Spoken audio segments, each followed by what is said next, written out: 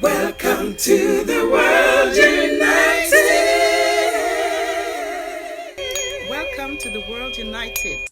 So, Aydin was born and grew up in Turkey. He was trained as a physics teacher.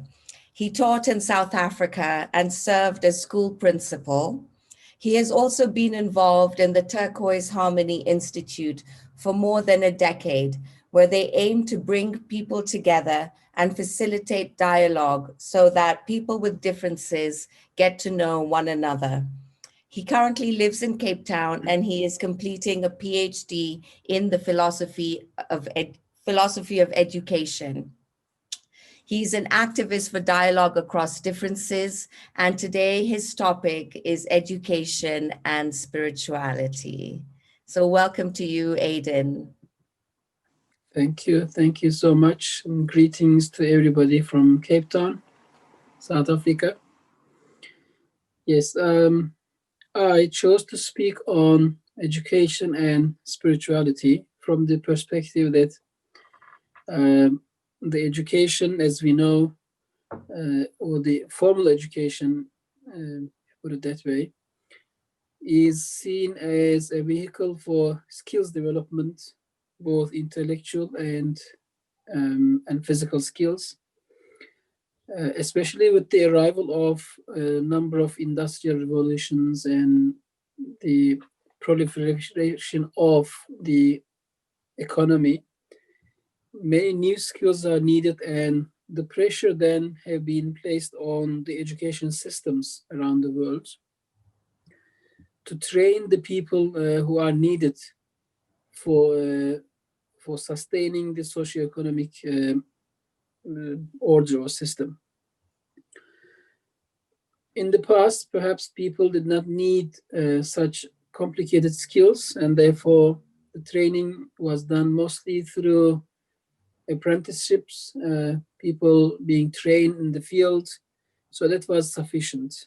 But when new skills were needed, it was not sufficient anymore because the generation of a certain time did not necessarily have the skills to survive in the next decade or in the coming years. Therefore, then the education systems have been tasked to fill that gap and bring people to a certain level so that they can survive.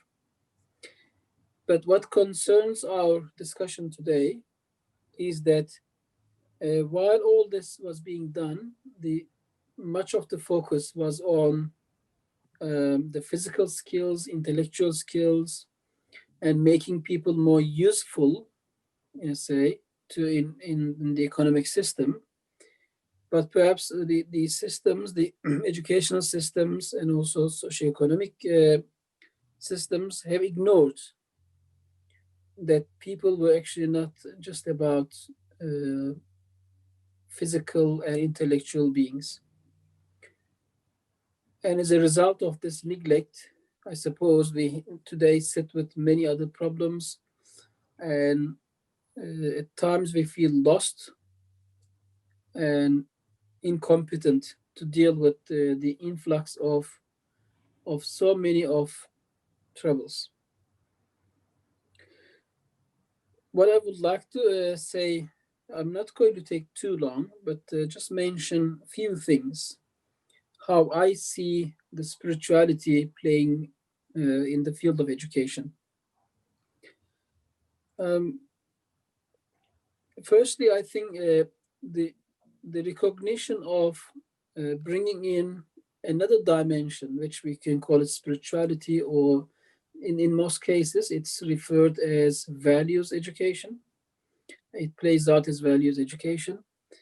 How do you bring that in, and why there's a need for it? Because I suppose in some countries, especially in South Africa, they have realized that in this new kind of citizenship, people needed more than just the skills. And for those of you who are familiar with South Africa, it's a very unequal society. It has a baggage of a very troublesome past. Um, And as a result of this past, it has caused great gaps between people of different backgrounds, especially in terms of the ethnic and racial backgrounds. And obviously then to close that gap, a lot of efforts was put into skill development. But then the country has realized that we need a new dimension, and therefore from maybe possibly earlier, but in around early 2000s, it was formalized as, or some efforts were made to bring in value education. And the Department of Education issued something they called the Manifesto on Values. They wanted to bring in value education. They wanted to make education more sort of appealing to humanness. They brought in Ubuntu, for example, which is an important concept in African philosophy, which actually also emphasizes the oneness. Because Ubuntu, in a simple term, it's not easy to translate and to express in English, but simply it refers to I am because you are. In other words, my existence is here because of your existence. So it actually refers to the oneness, and this oneness requires us to the recognition of our place in this universe, and in comparison to other creations and our creator. And I think apart from the African philosophy, if you look at, for example, from an Islamic philosophy of education, that also fits quite well, because the main purpose in Islamic education sense is to enable people to recognize their place in this life in comparison to or vis-a-vis other creations, and also the creator. So what is our relationship? And bringing in the spirituality into education, it touches on a few important dimensions, let me put it that way. Firstly, it tells us about a transcendence. In other words, when we are teaching in a classroom as teachers, we realize that what we are teaching, let's say in a physics class, maths class, life skills class, or language, for example, our role in that class and the process that takes place is not just about transmission of certain skills and an information, value-free knowledge from one person to the other, which then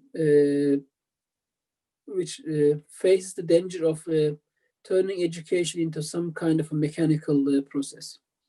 So almost like saving some information on computer. You type the information, you click on save, and then information is saved, it's transferred to the next person.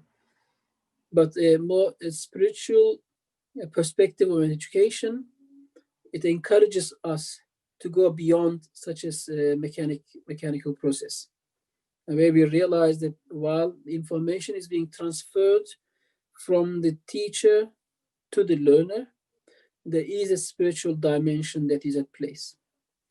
And it's a journey, it's a trip that the teacher and the student take together. It's a process where a teacher is not just this person sitting at a place or with knowledge, and we're preaching the students and trying to bring them up to his level. From a spiritual perspective, a person is always on a spiritual journey, and therefore teacher, it applies for teacher as well. So the teaching and learning experience is a spiritual journey for both teacher and the students, and therefore the two need to recognize this, and then they need to undertake this journey together. Because as they learn, however material the information or the knowledge might look, there is always a transcendent dimension to that.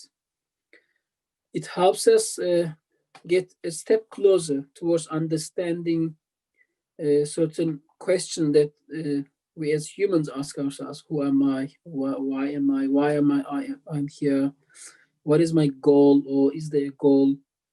What should my journey look like, etc.? And all this knowledge that is transferred through a system of education should assist both the teacher and the student in a journey of in a quest for meaning in life, basically.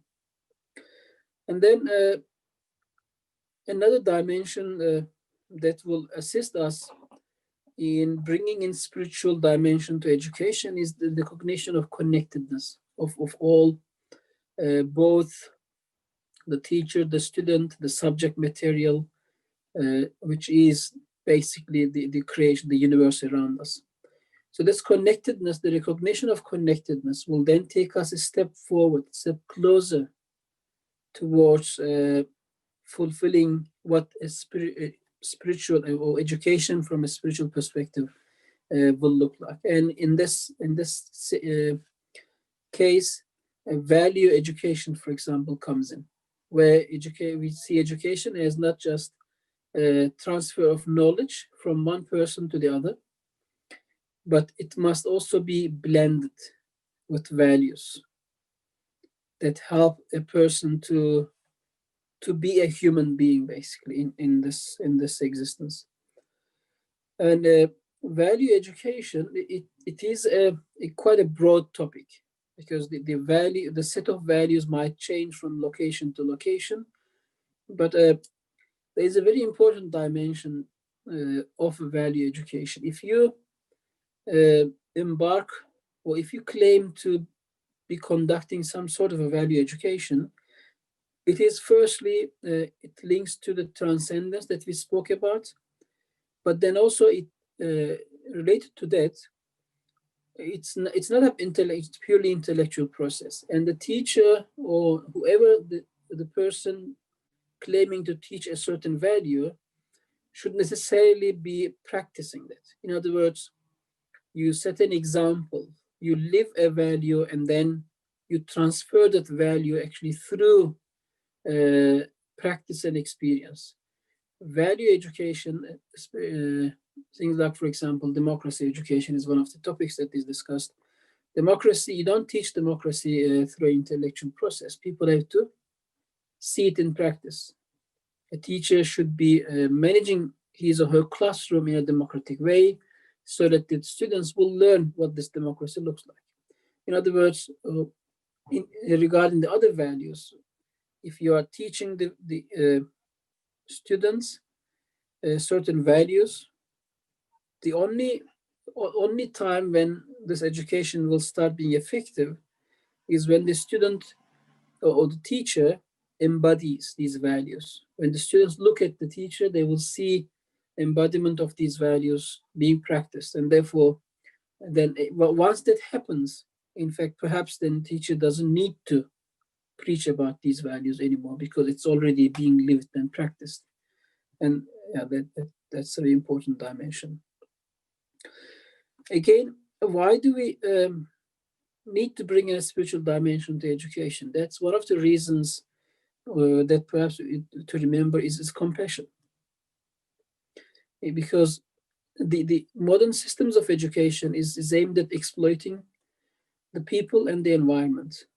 It's about how do we get more out of the environment, and how do we get more out of the individuals, without paying due regards to the damages that we are doing to the nature and to the human being itself, himself or herself.